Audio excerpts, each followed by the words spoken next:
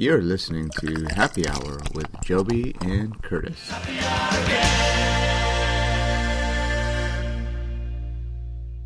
All right, well, welcome. With that intro, welcome back to, what are we doing? JC Happy Hour. Happy Hour JC? JC Happy Hour. You're trying to leverage, again, this demographic that may not want to subscribe to our podcast. That's fine. They will either enjoy my indifference to organized religion, or they will pray for me. And either way, you're winning. Right. I come out on top on that one. So this anyway, is Happy Hour with Joby and Curtis. I'm not Joby. That is correct. But I do start with a J. And so that's the whole mystery here of how every once in a while, well, and maybe on reoccurring times too, Jason's going to be sitting in whenever it works out that way. And so we're just playing around with different names. And we've got our friend Stephen Gertman, the president and master distiller for Ascendant. Stephen, you're a friend of the show. You've been on before. What you may not know is that we've largely merged the two show platforms because the three of us are almost interchangeable now. It does, like, sometimes it's indecipherable which platform we're on, because Joby shows up and talks about beer and food, and I come on to the happy hour and I talk about my perspectives on beverage, and then I fit in there somewhere with just gibberish. So it's either way. At least you're consistent gibberish. Right. You're the constant. I know my place in these podcasts. Yeah, both shows always feature Curtis on some level, whether he's whether you can discern what he's saying or you must need a translator. Right. And depending on how late the show goes, we may need a translator sooner or later. Probably sooner. I don't know. So welcome, Stephen, to the show. And Ascendant Spirits, and there we go. You can see a shirt in the frame here. Go to ascendantspirits.com. You can learn more about the fabulous facility he has in Buellton, California, just up the road from here in beautiful Ventura, California. What I really want to tell people, though, is just to make sure to go back in the archives, find the very first time that Stephen was on the show. We talked about White Lightning. We hit Breaker Bourbon and the Finger Limes. And so that was a great show. Is this your third appearance? This is my third. I think there was a technical problem on the second show or something. That's right, because he was on when you guys were still at the previous studios. No, it's all been here. It hasn't been here? But we were sitting around the tables here the first two times. Because I was involved with the Finger that's right. Limes. Maybe it was the very first time there was technical difficulties. When then we came in, we made sure we got the second one. That's right, because I was involved with the second broadcast when we were talking about the Finger Lime. I got to take some of those home with me. That was a big hit at home. Because it was like, what is this thing? It was so unique. So I scored points thanks to you. I do what I can. I try and spread the Finger Lime love around. Whoa. So take a look. If you don't know what Finger Limes are, caviar limes as well. Caviar limes, the growers have been largely trying to rebrand them. The analogy they make is you probably all enjoyed Chinese gooseberries, but you didn't know it was a Chinese gooseberry because long ago people rebranded it as the kiwi. Kiwi. Oh, okay. Interesting. Well, yeah, because Finger Limes sounds a little, I don't know, suspect. It sounds like something we would talk about on our show. Even fingerling potato sounds a little fishy to me. Especially if you say it a little slurred, like we often do after our show. Fingerling potatoes. You can see how it'd be problematic. Absolutely. The caviar lime does confuse people a little bit because they're like, wait, you make a vodka with salty fish eggs and lime? But it's sort of, they're willing to go for it because they know that caviar and vodka are a classic Russian combination. Sure. But as soon as you show them one of the limes, you see the lights go on. But I am immediately intrigued by this idea of a martini with a little bit of caviar and some lime. I could certainly see that. It wouldn't be the worst thing ever. It's got a briny sort of element to it, like it couldn't be any worse than Rocky Mountain Oyster Stout or whatever that was, and there's all kinds of things that are we're talking worse. Real Rocky Mountain oysters. Oh yeah, yeah. Bull testicles in your beer. You see what he did there? Yeah, for anyone who's listening to the audio and not the video, shame on you because you just missed him with this great little scissor-style snipping motion. It was a snip. So this is the third show. This is the second time that anyone will have the opportunity to listen to it in podcast. what do we have in our glass right now? So explain this, and then maybe tell us what the difference is between, say, what we're drinking now and the White Lightning. Sure. Well, maybe, and then because I know we were talking earlier too, is the whole perception of of moonshine and kind of play with all that. And White Lightning is a name. I think typically moonshine and White Lightning are interchangeable for a lot of people, right? Certainly. White Lightning, White Dog. There's a bunch of sort of pseudonyms for the same sort of spirit. What we're drinking here right now is our Semper Fi. Don't pull anything reaching back there. My shameless plug here of our whiskey here. This is our latest release. It is made with red, white, and blue corn, all non-GMO and or organic, depending on what we can get our hands on. And it is a true corn whiskey, so it is twice distilled, filtered, and proofed at 111.0 proof. So this is our strongest spirit to date. And the idea of the red, white, and blue corn whiskey was something I came up with. The name was actually my father's idea, because we were trying to think of something that fit the concept. He was not a Marine, but he did serve in the U.S. Navy. And while it's a sensitive subject, the Marines are technically part of the Navy. They originated in the Navy. They are, yeah. I mean, that's why you have life preservers and anchors integrated to some of their graphics and logos and branding. And exactly, and just the word Marine suggests water. Dude, there you go. If you really want to get down to the heart of it. Right, but largely now the Navy gives them rides places. But it was also about the general concept of the spirit, which dates back to the earliest distillations here in the United States that we could find any record of, circa 1620 was the earliest we can find. There was a pastor actually in one of the early Virginia colonies who wrote this letter back to his brother in England saying he had made a mash from Indian corn and produced a good, strong drink from it that he had chosen to drink many times instead of good English weak beer, which was what they largely drank instead of water, because they would probably die if they drank the water. Is that the red, white, and blue? Then you're talking about is just American corn, the multicolored, sort of Indian-style corns, and really was the original spirit of the United States. So Semper Fi means always faithful, and we're being very faithful to the tradition of distillation here in the U.S. Now, going back to Curtis's original question, when we compare that to your White Lightning product that you've really benchmarked with your distillery, is it just a proof that we're seeing the difference in, or is there a style change? They're very similar in style. They're both unaged corn whiskeys. There is a little flavor difference you see from the different corns. It's not super distinct, but I do find that the red and the blue corn are a little nuttier. And it is a higher proof, which definitely some people knows, but I make, this to me is a higher end product, so I make an even tighter hearts cut. So this is an even purer end product. And I've had some people say they prefer this, even though it's technically stronger than the Silver Lightning, that they've actually find it even smoother. Well, I tell you, Curtis, from what he's saying, it all makes really a lot of sense to me right now. That first drink, there's heat going on there for sure. At 111 proof, there's no way there's not going to be heat. But there's a level of sweetness and a little complexity there I was not expecting. I thought the alcohol burn would really kind of rip through and kind of crush my palate. But there is a lot of flavor coming out of this glass. And I've had 45% alcohol whiskeys that have burned more going down than this one. It's surprising.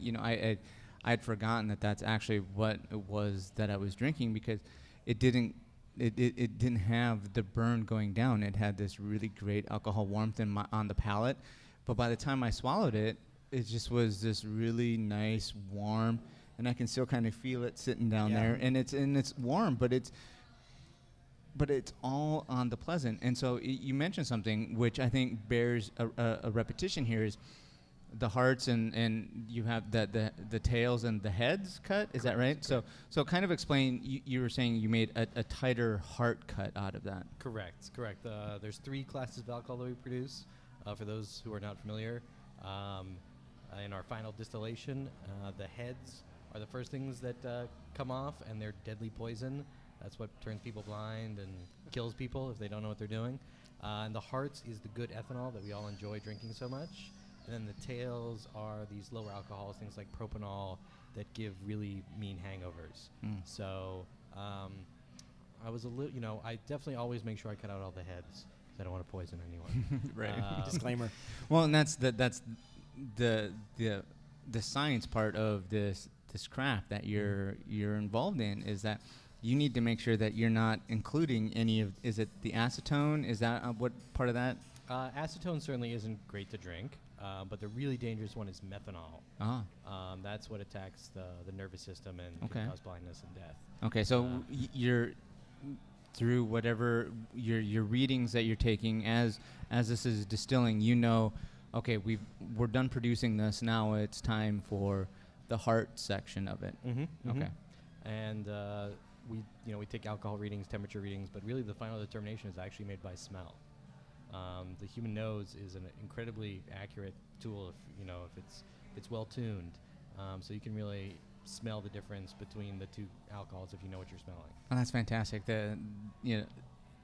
Just relying on the senses in order to create the product as well. Sure. And I'm impressed by that discussion in terms of smell. There is that power of influence, Curtis, so I'm going to put out my little acknowledgement ahead of time. But you talked about an increased nuttiness with the mixed color corn and the more traditional Indian corn for this recipe. But now that you've said that, I was trying to put my finger on what is this coming out? What is that sweetness? And it wasn't a sugary or a caramely sweetness. It's almost a cashew macadamia for me. So when you said nuts, I'm like, now I'm in the right realm, right? You kind of gave me the push in the proper direction. And a finely tuned nose like yours, as you're saying, being able to discern what's in that spirit in the glass, this is a really cool thing for me to pull out, because most of the time, like you're saying, Curtis, the heavier percentage and that high proof, a lot of times for me, just kind of burns right down my nostrils. And to get a nuttiness on what we consider, like you said, a moonshine is an interesting direction for me that I've never experienced. Right, and to speak to that earlier point about sort of the category of moonshine, we definitely do not describe this as a moonshine. Some people might describe it that way. We really stick with the corn whiskey. As a corn whiskey. And the moonshine really has no true definition. It's a very broad, undefined category. Traditionally moonshine was a unaged corn whiskey, but it moved away from that largely during Prohibition. And there's no real standards.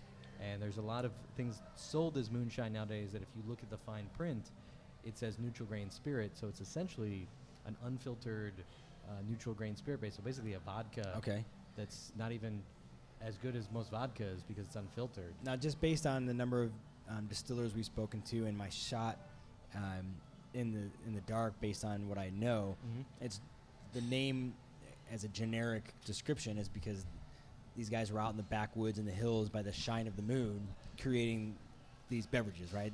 They basically, you have to do it under the cover of darkness so that by the time the regulators and the feds come around the next day, all your stuff's packed up and stored away or hidden and done. Correct. That was the original concept, that it was something you were doing under the moonlight. Okay. To evade perception by the revenuers. Trying to take my cut. Exactly. Well, one of the things is I can't get over how smooth this is, and just thinking, just last week, so I've got a liquor cabinet, and it's really stocked. I mean, it's really, really full. We can work on that. Well, no, and so that's kind of what I've been doing. My wife and I have been doing is looking at the things that we need to start getting rid of so that we can, replenish or just thin out some of the maybe and replace it with some better things. And I won't put any names out there. But I was drinking a cask proof whiskey, Scotch. And wait, a cask a cask Whiskey Scotch. Cask strength. Cask strength. Okay. That's what I meant. Did I say cask aged? A cask. Yeah, A cask I saw strength. 3 different beverages as you're describing, like glass 1, 2, and 3, and then all of a sudden they poured together in my mind like cask aged whiskey Scotch. Right. So a cask strength. Okay, fair enough. And that needed it needed an ice cube.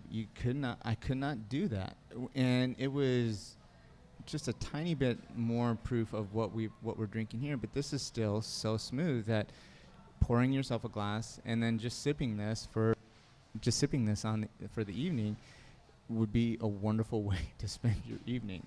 You definitely get to a good night's sleep Well, by the time you're all done. I suppose so. There's nothing wrong with that. No, So has this been a successful product for you though since the launch? This has been a wildly successful product for us. We originally were just going to produce this as a sort of small niche run, but the interest we had was so great. I planned a second, production run.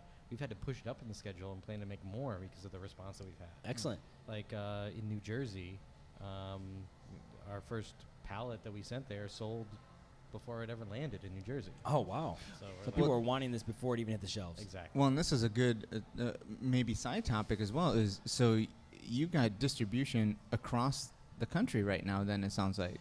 Yeah.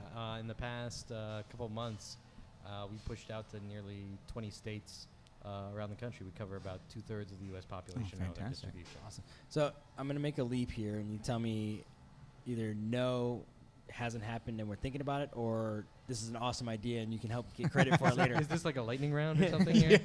So with the tie-in, we talked about the red, white, and blue corn and the push and theme for that, the Semper Fi and the reference. Is there any charitable backbone to this? Is there a tie-in with the military at all based on the overall theme of the product? Yes, there is. Okay, so I can't help get credit for it, but at least I was on the right track. No, it's already on the back of the bottle. A portion of our proceeds are going to U.S. veteran charities. Right now, we're working with Marines Helping Marines, which is sort of an extension, my understanding, of the Marine Corps League. Okay. They do a lot with places like the Bethesda and Balboa military hospitals, and we're also looking closely at starting to work with the Wounded Warrior Project. Very well. good. Very cool.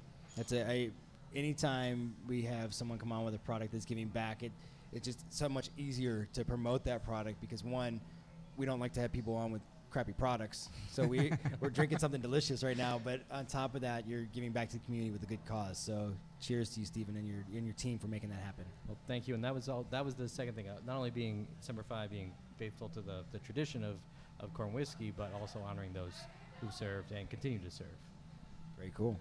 It seems like a good place to take a break. Yeah, and to reflect on what's in the glass and those that it's reaching. I have reflected. Yeah, I see that. There's a drop left in there. Very cool. So what are we going to come back with, Curtis? Well, we've got 3. We have 4 altogether. So then we have the Pink Lightning. Yeah, which is the kind of a twist on what we have in our glass right now, right? Very, very much so. Very yes. cool. So we'll come back and tell you all about what that teaser means with the Pink Lightning, and Pink Lightning. hopefully you'll be. It's student October, in. right? And pink. It's all Breast pink. Cancer Awareness Month. The good times. So if you listen to this in November, you missed Awareness Month. Get ready for it the following year. But we're gonna come back with Stephen Gertman, the president and master distiller for Ascendant Spirits. AscendantSpirits.com. Find out all of his, learn about their process and all of the other just great products. And we alluded to it maybe before we started this segment. It's kind of blurring together now, but certainly the finger lime or the caviar lime process. It's one of the most unique products I've seen. So we're going to talk about that, and you're going to stay tuned for Happy Hour with Joby and Curtis. And we'll catch you just in a couple minutes. I was thinking of a good hashtag. It would be WWJCD. What would Joby and Curtis do? Drink or drink? Oh, drink. Oh, even better. That's why we have you on, Stephen. And that's a reason for all of you to stay tuned to the next segment. What would Joby and Curtis drink? Or Jason and Curtis. I appreciate that. All right, we'll catch you in a bit. Bye. Hey, thanks for listening to Happy Hour with Joby and Curtis. If you like this podcast, make sure you like us on iTunes. You can also find us on Facebook under Happy Hour with Joby and Curtis. Give us a like and share it with all your friends. We'd appreciate it. Cheers!